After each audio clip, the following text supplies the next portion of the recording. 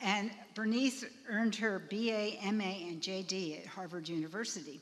And she practiced law for 30 years and decided to go back in more schooling, so she got a PhD at U of H. And she enjoys teaching Jewish studies. She taught at U of H and now teaches at the ERJCC. And she has 3 daughters, 6 grandchildren, and is a founding member of the Museum Mignonette Congregation Beth Yeshurun. And we're lucky to have her here talking about some Jews that are in Africa. I'll leave it to you.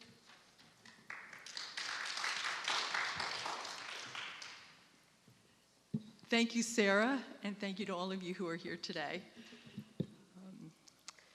When Rhoda first asked me to talk about the Jews of Africa, I had 2 questions in my mind that I was really interested in pursuing as to the Abuyadaya Jews of Eastern Uganda and Kenya.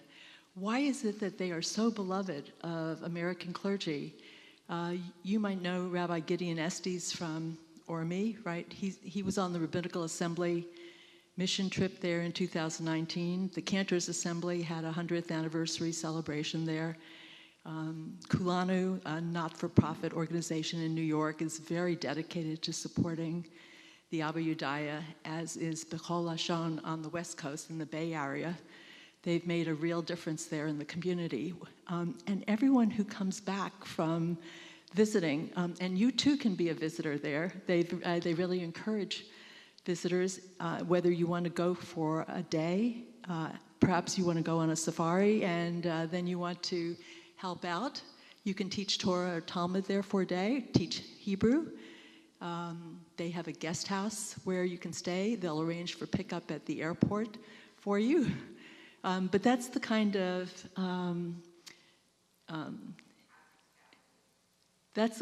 hospitality. Well, that's a good point. They do have real hospitality because they used to put you up in their own homes when you'd come to visit, and now they have a guest house facility. But I was thinking of their passion, the passion and the joy and the contentment and the enthusiasm for everything Jewish is what the Abuyadaya share with the people who visit. I sometimes think, too, perhaps our rabbis feel like they're challenged to fill the seats every Shabbat, whereas here people come singing and dancing on their way into shul. So let's see if we can answer my question as to why it is that they are so beloved, and where do we go from here?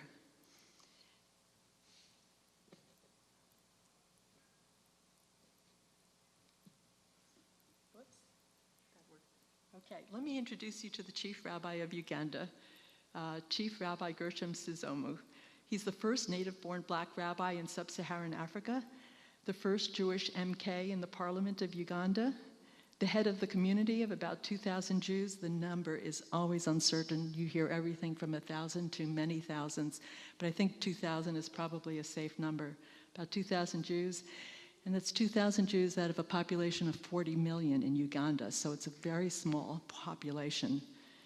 He was ordained in 2008. He gained smicha from Rabbi Brad Artson, who you recently had here, right? And he no sooner graduated from the American Jewish University Ziegler School, that's our conservative movement's West Coast school. He no sooner graduated than he returned to Uganda, which I think is a #1 miracle. And I'll tell you about that in a minute. And Brad Artson went back with him, and then they performed a lot of conversions, or they officiated at a bet din to convert a lot of people in their community. Now that's converting people who feel that they have been Jewish since 1919, and so that's a big step. We call it conversion; they call it recognition. But let me introduce you to Rabbi, the Chief Rabbi. He spoke recently at Shearith Israel in San Francisco. It was in December during Hanukkah. And he was introduced there by the rabbi as the chief rabbi of Uganda. And he got up and said, you know, if the Zionists had accepted the British offer of Uganda, he would be the chief rabbi of all of Israel now. And then he stood up with his guitar and he played a number of songs. And if you want, we could start with a little bit of music that he shared.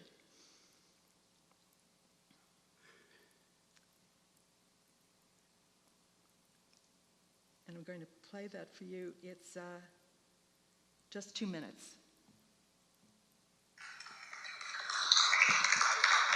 Start with a song of brotherhood and sisterhood, which is the Hinema Tov Umanai, and also the Am Israel Chai, written by Noah Katz in Uganda with Abuyadaya. But the Hinema Tov Umanai, Shebetaki Gayaka, Hinema Tov Umanai, Shebetaki Gayaka, Hinema Tov Umanai, Shebetaki Gayaka.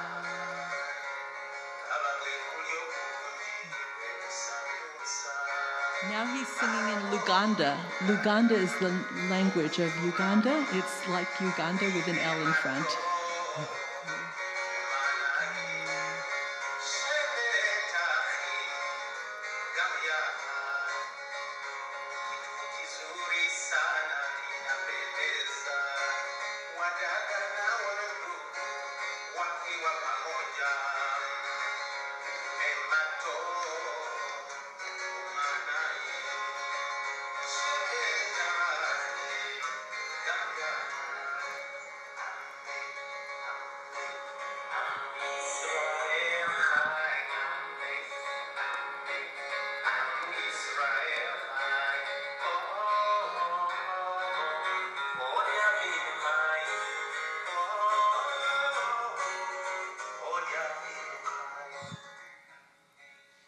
Okay, I think you get the idea. I forget, you're a congregation whose rabbi similarly gets up with his guitar and has the Ruach. You have Ruach Shabbat coming up, I think, right? So you're familiar with that. I think that's one of the aspects of the Abuyadaya community that people are so fond of, that there is this music that is underscoring everything that's going on, from what I could tell. And it's music that is the guitar. It's Camp Ramah style music, but it has Eastern Uganda harmonies and generally percussion instruments that accompany it as well. When Gershom Shizomo was in Shereth Israel, he was alone playing the guitar, but if he were in his home community, he'd have drums, maybe keyboard, other things as well. I want to tell one more story about, well, we haven't worked out the kinks on getting this to work. Here we go. One more comment about Rabbi Suzumo's running for parliament, and he won this election, 2016. He said the reason he ran is that when you're an MK in Uganda, you get a car allowance. And he decided that what he really wanted is an ambulance for the community. They had no ambulance. So he used his car allowance to purchase an ambulance, and everybody then had access to hospital care as a result of his being an MK. And when I say everyone, please keep that in mind as we talk for this next hour about the Abuyadaya, because whenever, well, let me backtrack. I think it's Rabbi Suzumo who takes very seriously Tikkun Olam. And his concept of Tikkun Olam is whatever you're providing for the Jews in the community, you provide for the Muslims and the Christians as well. And so when he got that ambulance, everybody had access to health care.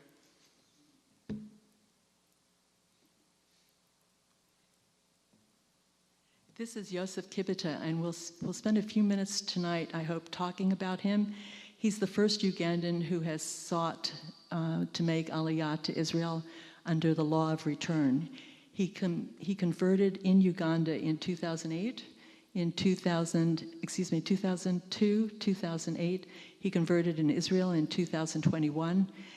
And when I last taught this course, that was the end of the road. He had been turned down by the Ministry of the Interior. But I had a conversation with him last week, and the good news is he has a plan for a passport now by July 2024.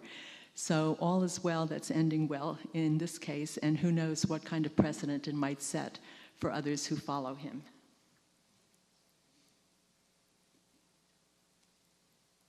Okay, our plan for tonight. I hope when you walk out at 8 o'clock, you'll be able to answer these questions. Who are the Abuyadaya? What is their history? What's their connection to our conservative movement? What's their connection to Israel? And we will have time for questions and discussions at the end. Just to place us, the red titles for lands in Africa, this is a map that Jono David published in his book, Jews of Africa. And I recommend that highly. You can access it online, free, and see the pictures. Jono David is a phenomenal photographer of Jewish communities worldwide. And in the course of traveling through Africa, he focused on Jewish Africa, and those are the countries whose names appear in red. I want to point out Uganda to you so that we know where we're talking about. This is Uganda. It's a small, landlocked country. People are, for the most part, subsistence farmers. The GDP, the average earned income, is $1 a day per person. It's immense poverty. They suffer from famines, but even when it's not famines, they're dirt farmers for the most part.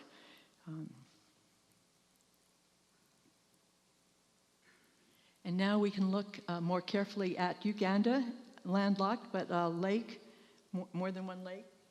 And Mbale is the name of the area around which the communities are located.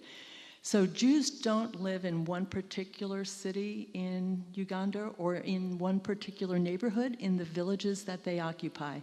They live in villages. Apparently now it's 9 villages. The number keeps changing, but 9 villages, and they're all within some reasonable distance of Mbale. They each have their own synagogue. They don't have their own schools. They sometimes have their own elementary school. The high school is in Nagoya Hill. The towns where the Jews live are not shown on this map, but you can just keep in mind that they're near Mbale, and that's how this is pronounced. Mbale is a 5 to 7 hour car ride from Kampala. That's because they're dirt roads. Kampala is the capital, and I'll say a word about Kampala in a minute. And you'll see how close it is to Kenya.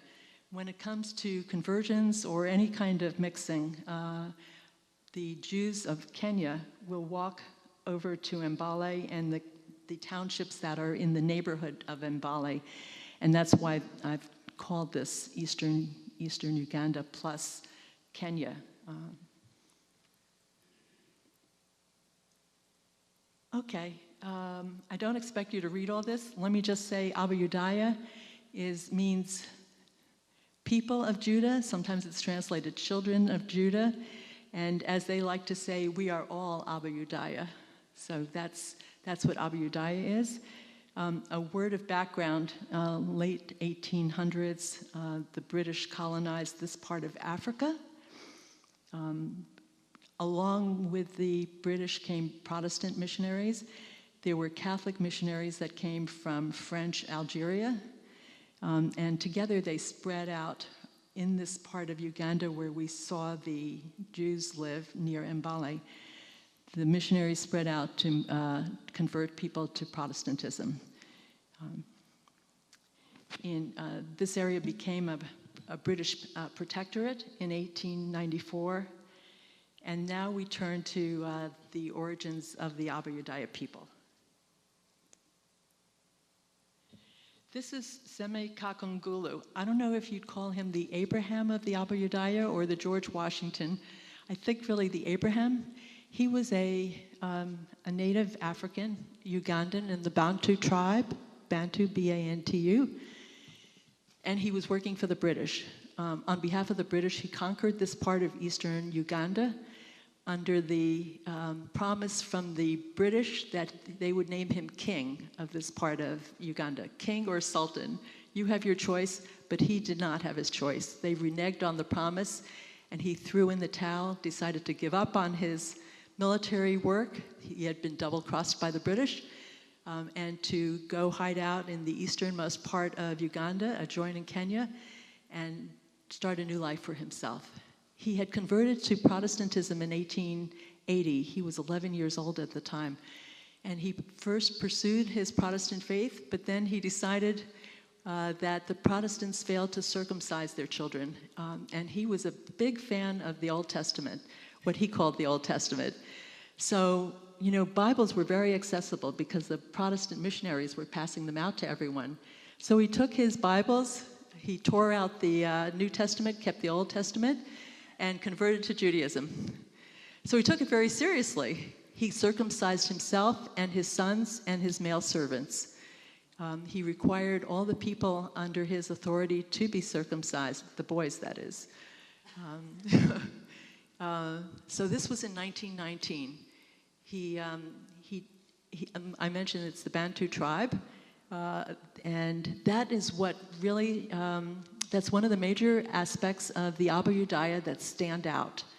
In Nigeria, the Igbo people, in the Lemba people in the north part of South Africa, Beta Israel in Ethiopia, a lot of different groups in Africa tend to identify their heritage in terms of one of the lost tribes.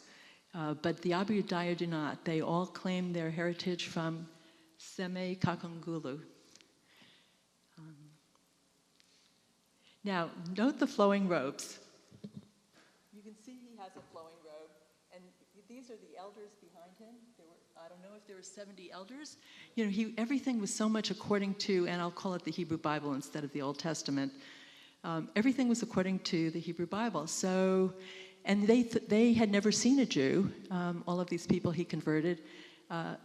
Gershom Shizomo says that there were 8,000 people, 8,000 Abuyadaya under Kakungulu. So I have not heard a figure like that otherwise in connection with the population of Abuyadaya. So he converted the people. He insisted that they comply with Sabbath observance on Saturday, circumcision on the 8th day. Kashrut consisted of making sure the blood was drained from an animal, because that's what it says in Leviticus. Those were his primary concerns, and each of those efforts was accompanied by a prayer that was drawn entirely from the Hebrew Bible. So, and they didn't think that there were other Jews. They never had seen a Jew, and to this day, people apparently, you know, the tradition, the kippot that are so emblematic of the Abuyadaya, the big knit or crocheted ones with the, I think there's a menorah and a Magen David on them. Yes, when Yosef Kibita shared with me that when he walks around with a kippah in the capital city where he was studying at university, people would stop him and ask him, what are you doing? Who are you? And he would explain that he's a Jew. And he said there was no trouble, but it was certainly something that stood out. I think these men, when they went to Kampala, and that's what their history shares with us, is they went to Kampala, they were wearing these flowing robes. I think that must have been a page out of the Protestant missionary guide to show what they thought Abraham and his followers looked like, right? You can just imagine that was a Christian portrait of what Jews looked like. So on one trip to Kampala, Kakungulu was stopped by a Jewish man named Joseph. And he was so intrigued to see that there was a group of Jews in Uganda that he went to stay with the tribe and to show them the rituals and traditions so as to bring them into the world of global Jewry. So there was a Joseph, there was at one point a Moses, there was at one point a David, always found on the streets of Kampala, that they would bring back. You know, and as I share this with you, it occurs to me this is part from a very early time of how open the Abuyadaya leaders were and how anxious they were, how eager they were to become part of global Jewry, to end their isolation and to learn more. They've always been, throughout their history, working to enrich their ritual compliance. So what did Joseph teach them? He taught them, number one, that the men should wear kippot. Otherwise, we would not have those knitted kippot, I guess. He taught them that. He taught them about what a shochet has to do so that their compliance with kashrut went beyond simply draining the blood from animals. He taught them Hebrew.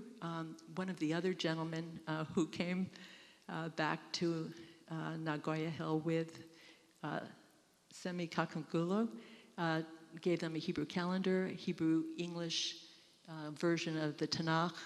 So gradually their exposure to our traditions that we observe were such that when you'd go to a service now, you would feel very comfortable.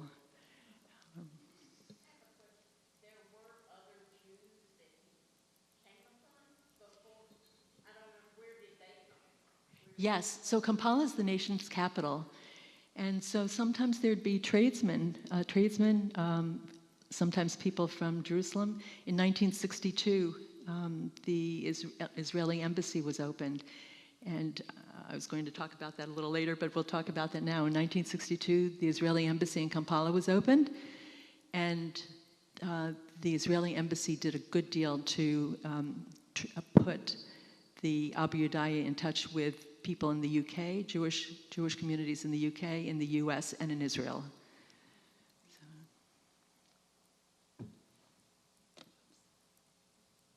Okay, we've talked about the rituals that are added, but let me use this to bring us forward in the history. Kakangulu died in 1928. From 1928 to 1936, the group was torn by divisions among different leaders who were vying for control, and they lost a lot of people in the process. In 1936, Samson Mugubi takes over leadership for 50 plus years, and the reason his name is particularly important is that Gershom Suzumu, the current chief rabbi, is his grandson. We've talked about the Israel embassy. At some point, the Abuyadaya leadership asks for affiliation with the denomination, and then ultimately they chose the conservative movement in that part of the world and in Israel known as the Masorti movement. And it's been said that they chose it because it's traditional and egalitarian. Then there's the tragedy of Idi Amin, and let me move us there.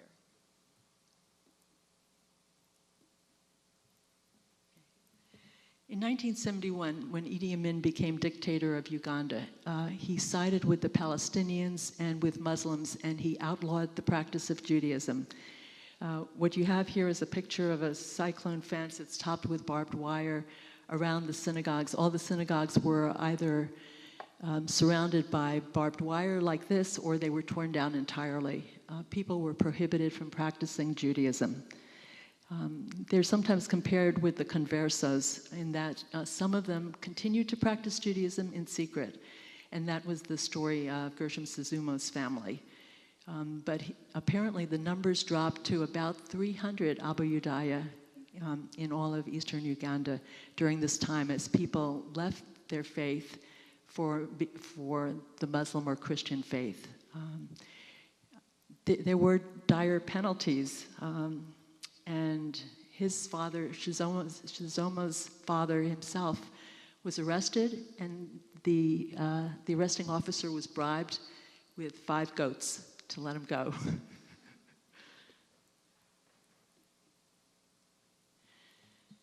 Here's a picture purportedly of Shizoma's father praying in his home. It was the first day of Pesach. It was 11th of April, 1979, and that's the day that Tanzanian forces joined with Ugandan rebels to overthrow Idi Amin. It was the first day of Pesach, and for the Abuyadaya, it was a symbol of God's hand reaching out, a hand of freedom, a hand of liberation, a hand of salvation. And it was on that day, with that event in mind, with the miracle of Pesach, that Sizomo decided that he would grow up to become a rabbi, as he did. His family had Passover Seder for the entire community. And what did they serve? Again, they hadn't entirely come up with the same traditions as Rabbinic Judaism. So they have homemade matzah and banana liqueur. Sizomo explains that, I should say Rabbi Sizomo explains that they don't grow grapes. So they're not going to have grape wine or any kind of liqueur made from grapes. But they do have banana, and it's 80% proof. So it's a good thing after 4 cups of that people get to walk home.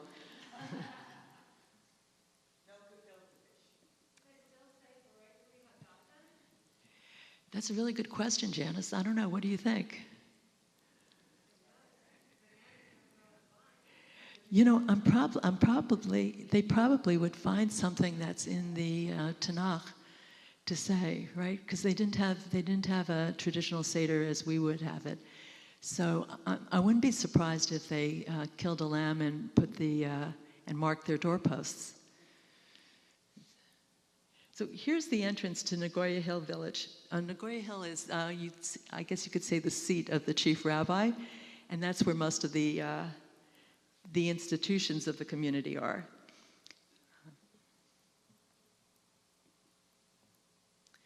But before we look at the synagogue and the synagogues more recently built in Nagoya, I wanted to show you the older ones, not too old, but old enough so that they were really very basic. And that was the other part that always interested me.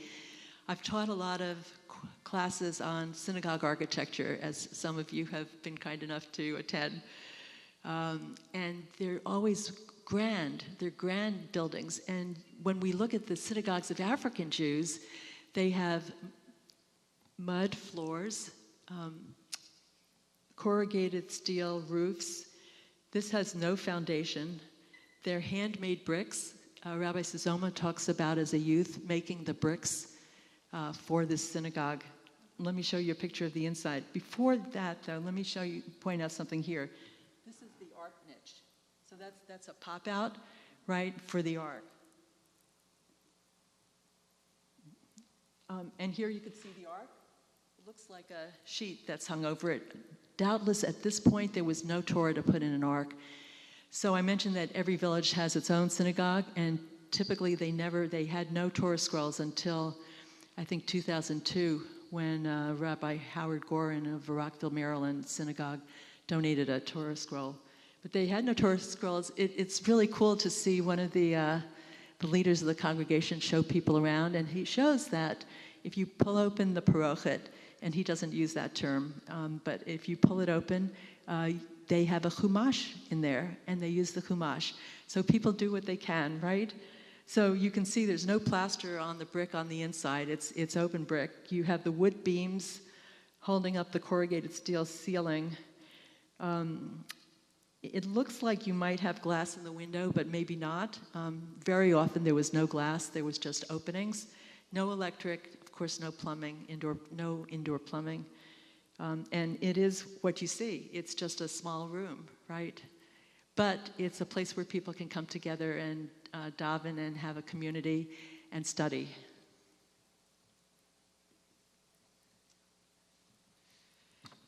So this is the one that was built right after Idi Amin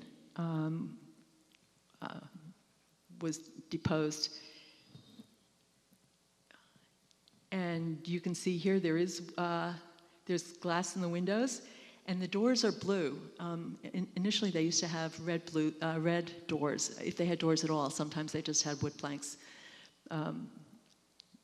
but I wonder if the blue was the influence of the Israeli embassy, right? The Ethiopian Jews always had blue doors too. I think it's a sign of Israel to have white and blue. So one aspect here I'd like to call your attention to is the menorahs and the Magen David, and the prominent posting of Moses Synagogue.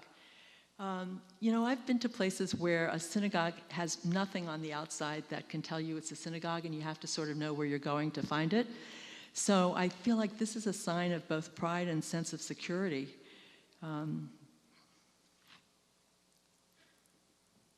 And by the way, that's quite common. I guess you would say it's typical of synagogues, and even people's houses will be marked with a big Magen David and a menorah, and the door to their house will have those markings as well. So in 1995, I placed that as the date when their isolation began to end, maybe you could say be reduced. They still feel very isolated. I think really the internet has made such a difference for African Jews, because it has provided access where they're short of books and short of other contact with outsiders. They can learn Hebrew. The internet made a big difference, though I have to say I've heard telephone interviews with Rabbi Suzumo, and it's the connectivity is erratic. So in 1995, Kulano, which I mentioned is a not-for-profit group, from what I can tell, it's mainly Upper West Side Manhattan, and their focus is on isolated, emerging, and returning Jewish communities worldwide. They came to Uganda, and since that time, they've never stopped supporting the Abuyadaya Jews. The synagogue that I just showed you that was sitting on the ground without a foundation, the Hillel at Brown University donated funds over the course of 2 years to provide a concrete floor. A Delaware congregation donated the first kosher Torah scroll. Rabbi Howard Gorin and his Rockville, Maryland congregation reached out. They came, Rabbi Gorin had converted Rabbi Suzumo when he was, before he was rabbi, right, in 2001. Suzumo was at HUC-JIR in New York City for 6 months as a guest student, and Rabbi Howard Gorin converted him and his brother. And then he came to Nagoya Hill, to Uganda, and he came back the following year. Rabbi Howard Gorin did with 4 other rabbis, and they converted 250 to 300 people, a mass conversion. Bechol Lashon, which means in every language, put Suzumo through rabbinical school and took care of his family. His wife and children all came with him to Los Angeles. That's a story of its own. And they also funded a medical center. They drilled wells. I'll show you some pictures of some of the things that Bechol Lashon has accomplished. And all with a view toward Tikkun Olam, to benefit everybody in the community. So, connecting with the Jewish world, this is a picture from the 2009 Cantors Assembly. And the eagerness of the outreach, I think you can get a feeling for it, how happy everybody is to have their guests visiting, and how basic the surroundings are. But that doesn't stand in the way of everybody being joyful. And to read the Cantors Assembly discussion of these events that they enjoyed together. The Cantors talk about how we came to share our music, and we ended up listened. And I think they said that's rather a rare event for the Cantors. But they both sides felt that they had a lot to share. Now this is Gershom Suzumo when he's receiving smicha. He's graduating from the rabbinical school. He tells the story of when he and his family first arrived in California. Everything was new. When they wanted to cook, they thought they needed to look for wood and find an outdoor place to make a fire, because in Uganda, all the cooking is outside. He says that one of the things his wife misses most is a dishwasher. But she thought she had to sit and watch it the whole time that it was working. And the same with the washing machine, which she also really misses. She thought that you need to sit there and watch it. It actually reminded me, my grandmother had a ringer over her washing machine. You've probably seen machines like that at museums. So when hers ultimately broke down, she insisted my grandfather find a replacement for her. Not easy to do. But yeah, so she came from a community, his wife did, where they washed in the river, washed their clothing, and all these things were different. He spoke about how challenging it was when he first saw an escalator. They don't have things like that there, so it was quite a shock.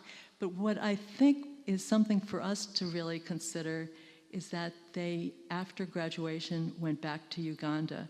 And I think that's a tribute to how extraordinary they are and how extraordinary their population is. I would have expected on reflection that they would say, this is a good life and this is where I want to stay. But they didn't.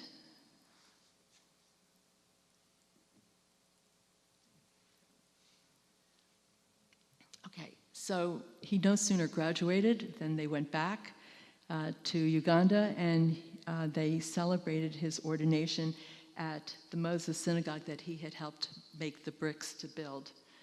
And I'm confident that among these people who we see here in the picture who are streaming in to celebrate with him are Muslims and Christians as well, because I don't think that it would have been only the Jews who celebrated. I think everybody would have been part of it.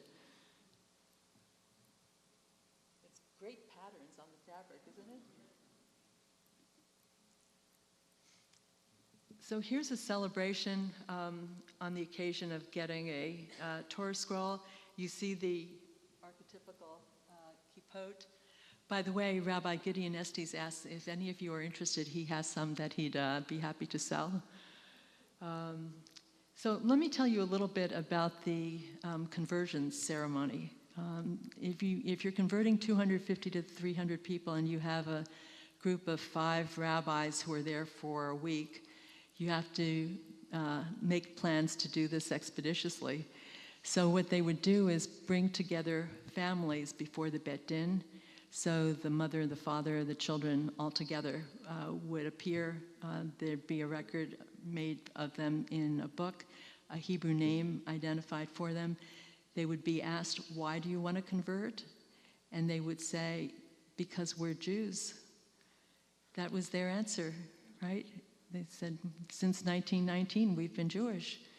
So they passed the Bet Din, and then the men have the, is it called Hakafot Brit?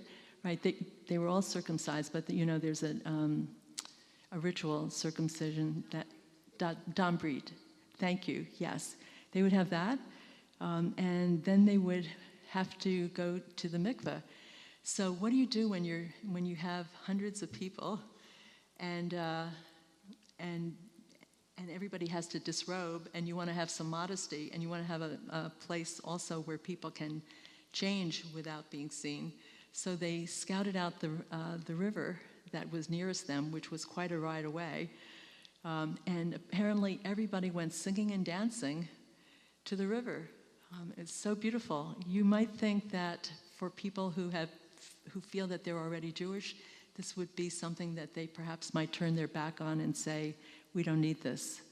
But that's not the attitude that they had. The attitude was, we want to be recognized by the world Jewry. We want to be part of the global Jewish community. And then when they came back, they celebrated some more. People like Suzumu, who had been married before, now wanted to be married as fully recognized Jews. And so they had a big, very traditional wedding ceremony. Sometimes U.S. traditions make a big difference in that kind of celebration. And they, as you can see, everybody looks very happy.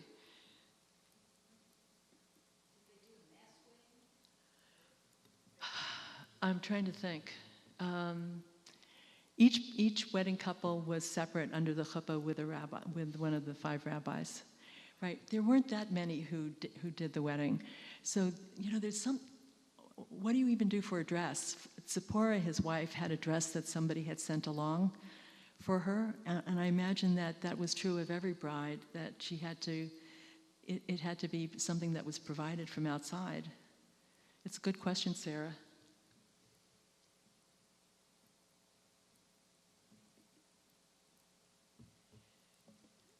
So my caption here is life is centered on the synagogue. We haven't said anything else. There's no JCC, there's no, when you think of the richness of our community, for them everything is the synagogue. And here's the first bat mitzvah. Interestingly, the women tend to sit separately, even though there's no mechitza and there's no obligation to, but they do sit on one side and men on the other. I think we sometimes tend to divide up in my museum minion, sometimes seem to do that as well, but it's probably just happenstance. Yes, right. Thank you for noticing that. Yes. So the Stern Synagogue was donated in large measure by people from Southern California. It looks grand, but it's really not that big. It's one room synagogue plus a center for social services. Again, the social services are for everyone in the community. I think if we go back, okay, I couldn't do that. What I was going to say is, if you looked at the Cantors Assembly group photo, that was the width of the building. So, right. But it's a great advance over what we've seen up to now, right? So it's one of those things where you can make such a difference, right? So Bechol Lashon prioritized access to potable water. The stories I've heard is how women would have to walk typically 2 miles to draw water, and then they would have to carry it home. So here, it's still not plumbing in the house, right? But it's a water well, and there's a special name to this, and I don't recall what it is, but it's a pump, so that you would be able to pump the water into these. I think these are called jerry cans, right? So jerry cans, and take it home. But this was a great advance. And again, it's for everybody in the community. I do have a picture, I didn't include it today, of the first indoor shower, right? And there's a very proud person showing the shower. I think that's in the guest house, right? So, right, for guests, there's indoor plumbing. So mosquito nets is the other first priority, and that was something also that, I'm not sure between Bechol Lashon and Kulanu which one provided those. The Tobin Health Center was named after Dr. Tobin, who was president of Bechol Lashon in the Bay Area before he passed away. And it's a beautiful center. I couldn't find the picture I wanted for here, but it's a center that serves everybody in the community. And there are pictures of doctors who have been educated and again come back as Rabbi Sizomo did. The doctors come back to the community, and they can act as morals as well as surgeons. So they can do the Brit Milah when it's appropriate. So as you can see from the sign, it's a general service, does a lot of services, a lot of equipment, and dental care as well. So here's a picture of one of the two elementary schools. And it's called Hadassah. There's no connection with our Hadassah. And I don't know why the name is if anybody has any ideas, I haven't heard any explanation of why this name was given to the primary school. And then here is on the left is a banner about the guest house. So as I mentioned before, it used to be that when you came to visit, you'd be put up in people's houses. And Bechol Lashon, which has been so focused on, among other efforts, encouraging income streams that would bring the people out of their poverty and bring all the people in the community out of their poverty. They said, no, you don't want to be keeping people in your home. Let's have a guest house. And as I noted here, it has running water and electricity, a hot shower, and Wi-Fi access. And they can arrange transportation from the airport and fresh cooked meals.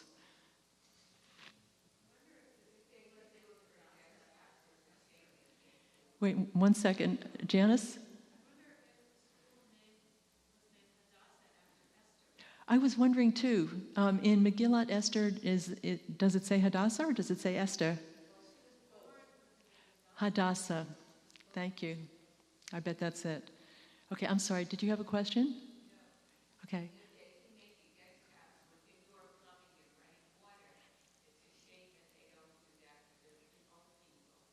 Yes.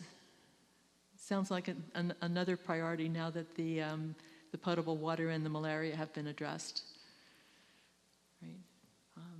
So the school is really pretty basic, but I've been very impressed with all the attention to education. So let's hold that thought until we get to Yosef Kibita. In addition to the primary school, there's a high school, and it's a boarding school. The schools, the Hadassah Primary School is paid for by Kulanu, and that includes food for the children. As you can see, the high school is named after the founder, Semi Kukungulu, and it's a boarding school. Again, both schools, primary and high school, admit non-Jews as well as Jews, but they're Jewish schools in that they teach Hebrew and they teach Tanakh. So, and that's really important because in Uganda, schools, otherwise they're Christian schools. So, it's very impressive. And the education doesn't stop there. There's, in addition to the elementary school and the primary school, there's a yeshiva that Rabbi Sizomo has started because, as you can imagine, as the only black rabbi in sub-Saharan Africa, he gets to travel a lot. So if somebody needs to convert in Nigeria, one of the Igbo, he's there to convert them. And I'm sure we can give lots of other examples like that. So he wants to train other people. You can tell simply by thinking about the number of synagogues that there are among these 9 villages. Each one has a lay leader, right, except for Rabbi Suzomo in Nagoya Hill. And keep in mind, too, Rabbi Shlomo Riskin from Efrat converted, I think it's 250 Jews to Orthodoxy, and he gave smicha to an Orthodox rabbi in Israel who is now in Africa. Right. So these are 7 bar mitzvah boys, looking very happy, and this is apparently one example of how American trends, I don't know about what the UK does, but how the American practice of bar mitzvah has caught on here. The one exception being that boys learn they need to take off their shoes before going into shul, right? And that's from the example of the burning bush, right? Right? Where God says to Moshe, you have to remove your shoes, this is holy ground. Something like that. Yes?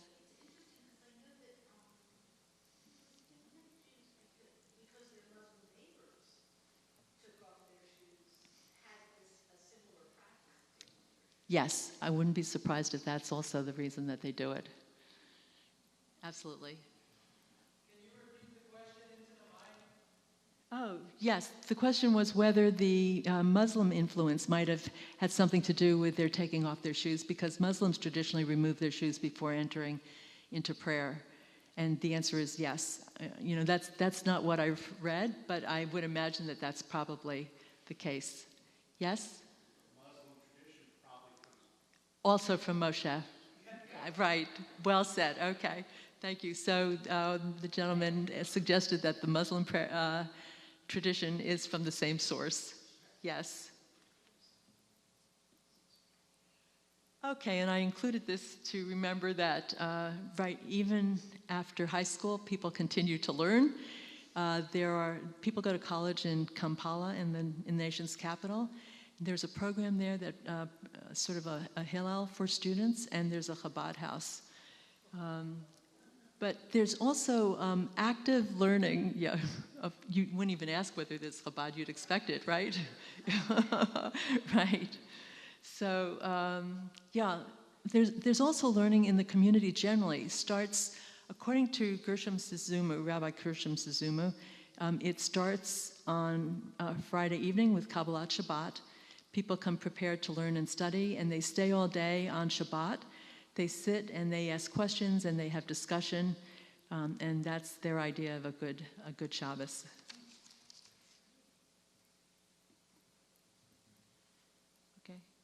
Now, the Cantors Assembly was in 2019, so that was the 100th anniversary of the founding of the Abuyadaya movement. And so the Cantors wanted to celebrate that by going, and they quickly realized that it would be appropriate to create a Haggadah, because this was, after all, the Feast of Freedom, and that was the miracle that was so significant to the Abuyadaya. And you will find online an interactive Haggadah that the conservative movement created.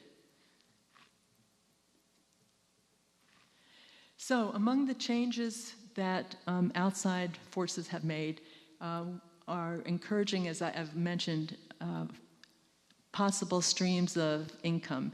And the women have been particularly active in connection with that. Here's a woman showing the necklaces that the Abuyadaya women make. They're made from recycling magazines, or you could say from old magazines. But yes, they recycle old magazines, they wrap the paper and create beads from them. I see a head shaking, so it sounds like you're familiar with that. I've seen it in other places, actually. Yes, so, and I'm sorry, your name is? Carol. So Carol said she's seen that elsewhere. Great, thank you. So they create the beads and they intersperse them with either gold metallic beads or wooden beads, and those are sold. And then, of course, the kippot that we're so familiar with, those the women knit as well. Then there are challah covers that they knit. So these are all things that they do to create an income stream that they depend on.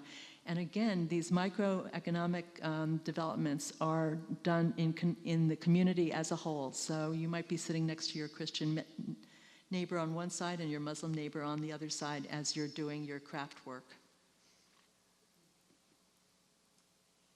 Famine relief. Uganda experienced intense famine during the last years of the 20th century. And that's where people, Bechol Lashon, were able to come in and encourage and provide famine relief, number one. And number two, work with them on an ongoing basis to create drip irrigation and other changes in agricultural processes and new ventures. So there's one picture I have of a whole room filled with baby chicks. So, you know, there are as many opportunities as there are people who can think of ideas that might work for them. Which projects do work? I mean, that's another matter to figure out. Now, I mentioned that Rabbi Shlomo Riskin came. He's a big proponent of the Abuyadaya. And he came over in 2016, converted, well, here it says 400. Another place I've seen 250. He converted a lot of Jews to Judaism in Puti, and let me look at my notes because I wrote down the current building is modern. So this is the way the building looked, their synagogue looked at the time. They built a new one in Nasenji near the Kenya border, which maybe is not so modern after all because it has no electricity, no running water. And that's the way people live as well. But the article I read in the Jerusalem Post was by a rabbi who had gone over for a week to teach Torah. And he said, no electricity, no running water, one-room mud or brick house with thatched roofs. That's how people live. And he said they look like the most happy, content people, and they have a deep love of Torah. They have the same problem that the conservative movement has with obtaining student visas for the students to study in Israel. So maybe we'll take a look at that problem in a minute then. So that used to be the synagogue. I imagine it's probably turned into a house now, and they've moved into another community.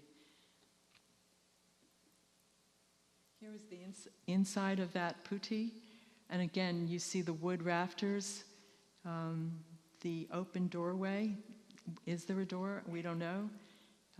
The little niche for the Torah ark, and the reading platform for a Torah scroll.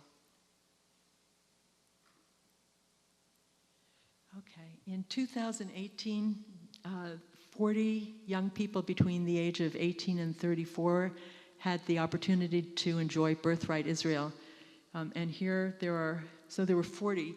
I recommend you, if you look at Facebook, there's a phenomenal video of their singing and dancing at the airport at Ben Gurion Airport when they land. It's one of those really phenomenal experiences. I don't know if you've ever had the opportunity to land together with a group of people making Aliyah, but you feel like kissing the ground. They weren't kissing the ground, they were throwing people up over their shoulders. And it was the people who were meeting them and hosting them, as well as the young people from Uganda who are coming. It's very exciting, and it's an extended video on Facebook that you can find. Here they are reading from a Torah that's going to be dedicated and that they can take home with them to Uganda. I think this might be Yosef Kibbutz, but I'm not sure.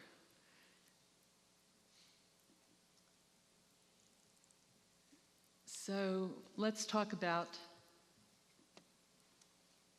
Yosef Kibbutz briefly. He's the first Ugandan who's wanted to make Aliyah under the law of return. This is a photo of him at Kibbutz Keturah. Kibbutz Keturah, has anyone here been to Keturah? I have, yes.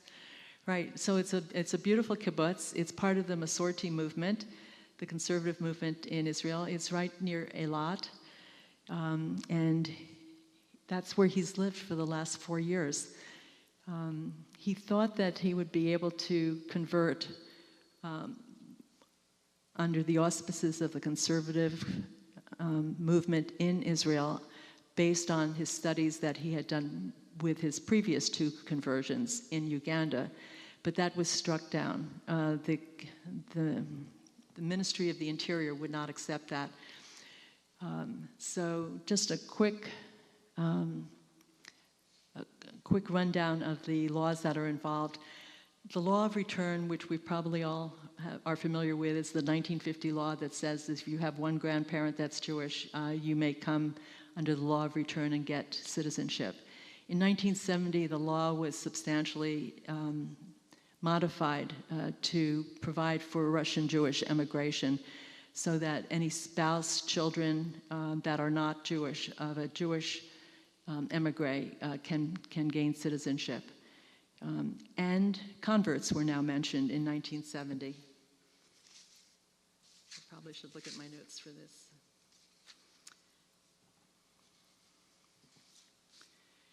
So we have 2 parties involved, right? We have the Jewish Agency, which talks about whether they consider people part of a recognized Jewish community, and we have the Ministry of the Interior.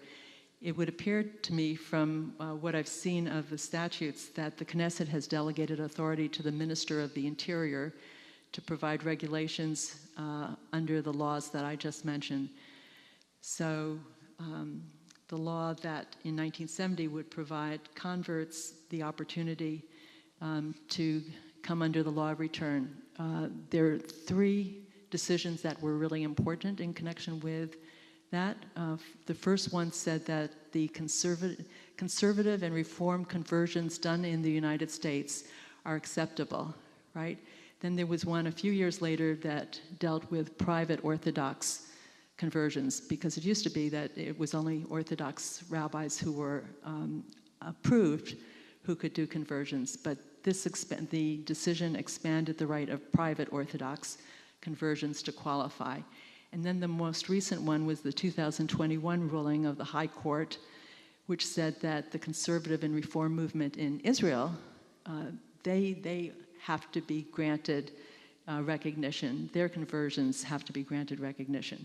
So it was under that one, the last decision, that Yosef Kibbutz hoped to gain recognition for his conversion and be able to stay in Israel.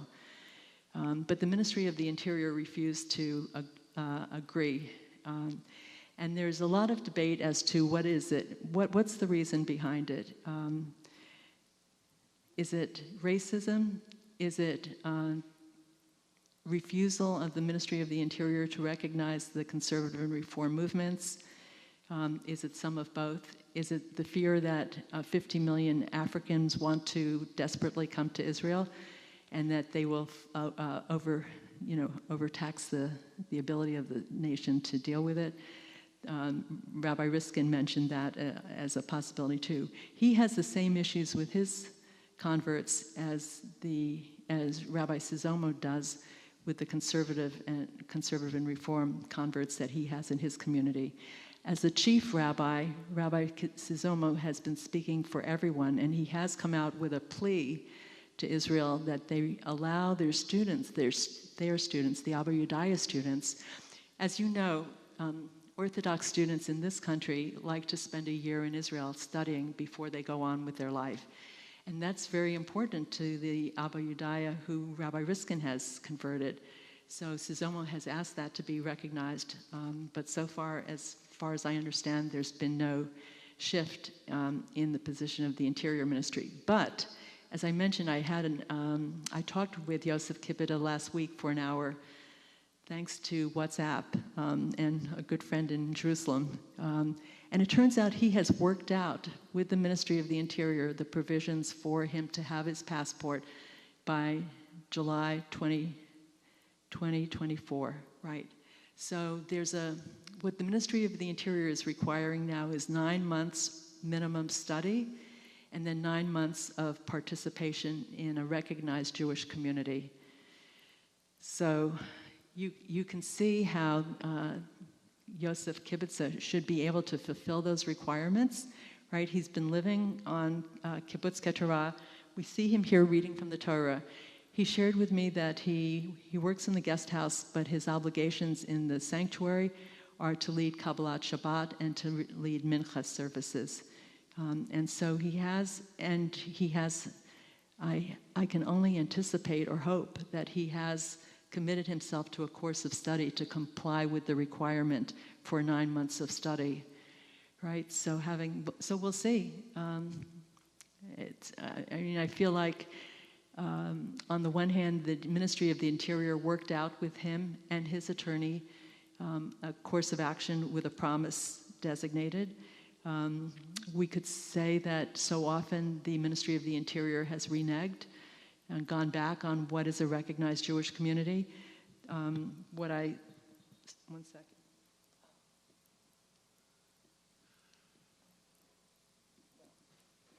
Okay, I couldn't get to it.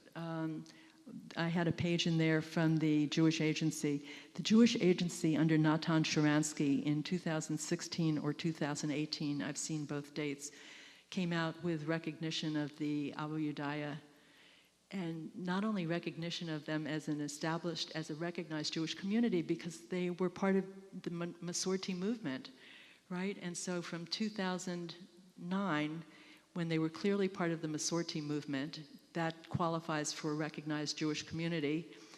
And I think it was Rabbi David Ellison who wrote, Rabbi David Ellison of blessed memory, who wrote an essay that was published in August of 2023, so recent, where he talks about how there are these elementary schools, the Jewish high school, they have synagogues in every community. What more do you need to designate a Jewish community? Those are enough.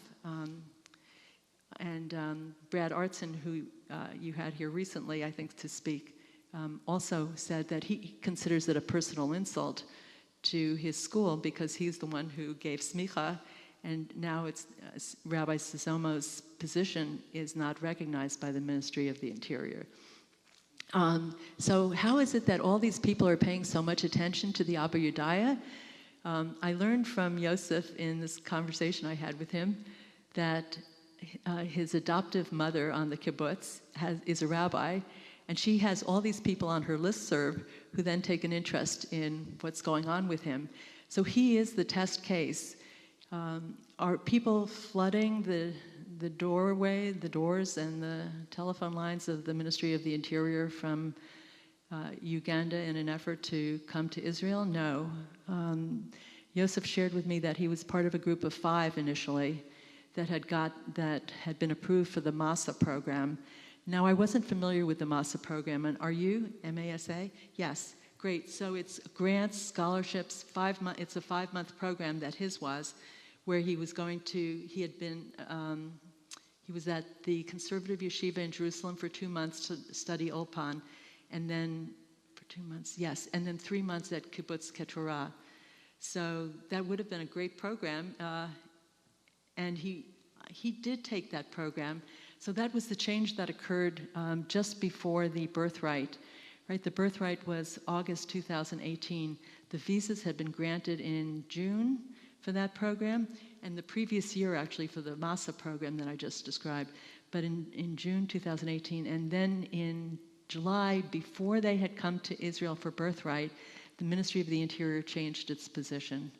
So they were able to come for birthright, but that was the first and the last time that's occurred.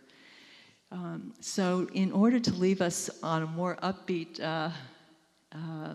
with a more upbeat sense of this, the fact that he's been able to work it out now with, I'm sorry, I've run over.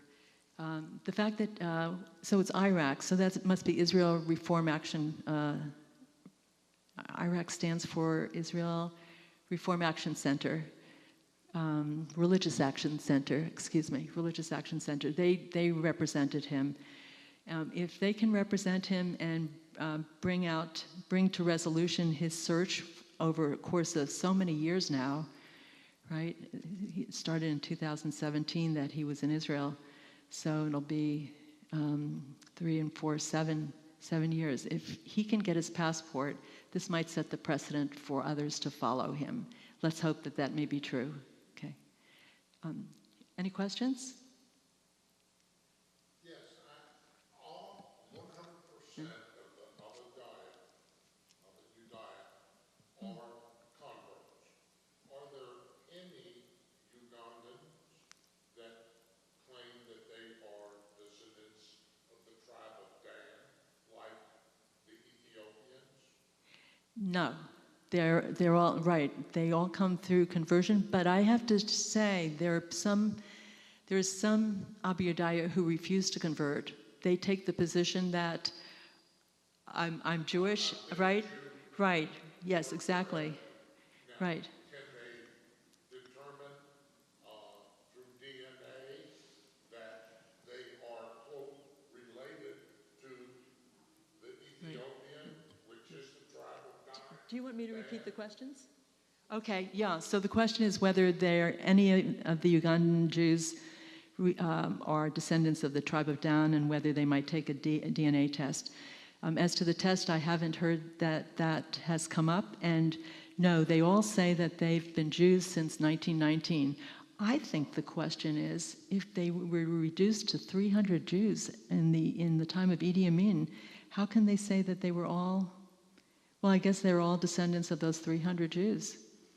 Right. So, the only ones who have taken the DNA test that I know of are the Lemba, and they were shown to be to have the Y chromosome, the chromosome of the high priests, right? The Kohen, right? Yeah. So we're the Igbo Jews. It's the Igbo Jews, and others also. I think Madagascar, Cameroon. There are a number of other communities with Jews who claim to be descendants of the tribe of Dan or one of the lost tribes, and none of them have ever tested to confirm that, except for the Lemba. The Lemba have, Yes? The problem with testing like that is the tribe of Dan is distinct enough that you have to have somebody in modern who's got a lineage of being Jewish Uh-huh. and knowledge that all the entire tribe is left the Holy Land millennia ago Mm-hmm. is very slim. Actually unusual when you think about it that they found white chromosomes that match claiming to be. It is very unusual, isn't it? Yes. Right. I think that's probably why nobody else bothers. I don't know. I've often wondered, the Ethiopians are fortunate that, the Beta Israel are fortunate that they had that rabbinic authority from centuries ago, and that they got the chief rabbi to see it their way. The Abuyadaya? But they don't claim to be that. No, they started out as pagans who became Christians, and then they, like I said, it turned out that when Kagangulu found that the Christians would not support circumcision, and he saw in Tanakh that Abraham was commanded to circumcise him, right? He said, well, if that's what you want, I'm out of here. The entrance gate that you saw to the community, do you remember there was one photo with an entrance gate? There's 20 acres. That was set aside by Kagangulu already in 1919 when he formed the Abuyadaya. It's pretty amazing what he did to create a people, I think. Any other questions? No? Well, thank you. You've been a great audience.